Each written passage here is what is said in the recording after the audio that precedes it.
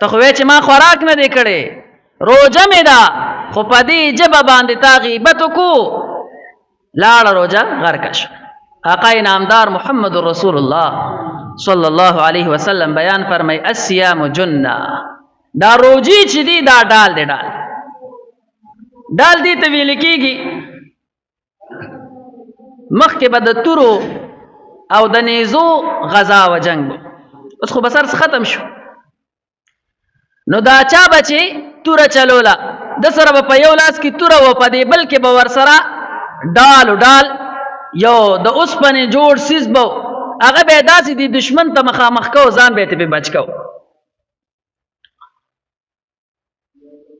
نو چې کله به د سره ډالو، دشمن به پې حمله نه شوه کولی، ځکه چې ډال ورسره دی. خو که دا ډال خراب به نو بیا به ورته دشمن نقصان رسو. آقا نامدار محمد رسول الله صلی الله علیه وسلم بیان فرمای وای دا روجی ډال دی ډال، او په دې سره به ته د هر قسمه ګناه نه بچ کېږي، د شیطان نه به بچ کېږي. د ټولو نه غټ دشمن زمونږ شیطان دی، نفس دی. په دې روجو سره به ته د هغې نه بچ کېږي. خو رسول الله مبارک بیان فرمای ما لم یخرقها، څو پورې چې دا ډال یې شلولې نه وي.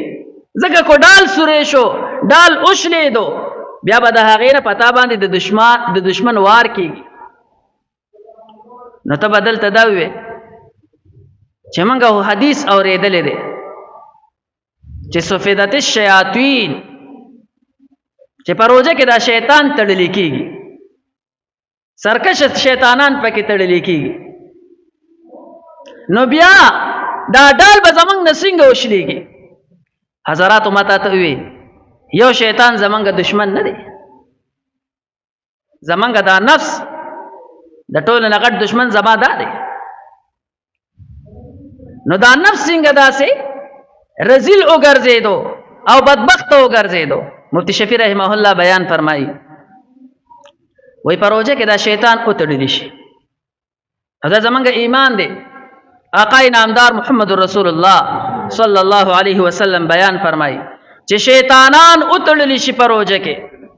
خو بیا موږ وینو بعضې مسلمانان داسې دي چې هغه په ګناه کې مبتلا دي او په روژه کې هم ګناه کوي.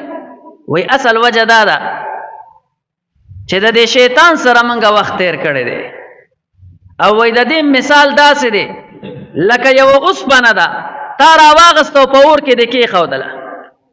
نو دا اور دا اوسپنه نرمۍ ګرمۍ او وینیکۍ یې، خو چې کله د دې اور نه رالرې شي نو هغه ویلي کېدل هغې خو برقرار شي او د هغې نه ودرېږي، خو څه وخته پورې پکې ګرموالی وي. نو موږ د شیطان سره وخت تیر کړی دی. نو که شیطان را سره نشته، خو د شیطان هغه ګرمایش خو لا شته که نه. نو انسان چې کله ګناه وکړي نو وایي د ده دا ډال وشلېږي. نو چې کله مسلمان غیبت وکړو په دې ژبه باندې، بس ډال دې وشله او روژه ختمه. ظاهري روژه خو شته سته، خو کومه باطني روژه ده په کومې باندې چې ثمرات مرتب دي د تقوا، هغه دې ختم کړه. په دې ژبه باندې به غیبت نه کوې، په دې ژبه باندې به د مسلمان بې عزتي نه کوې،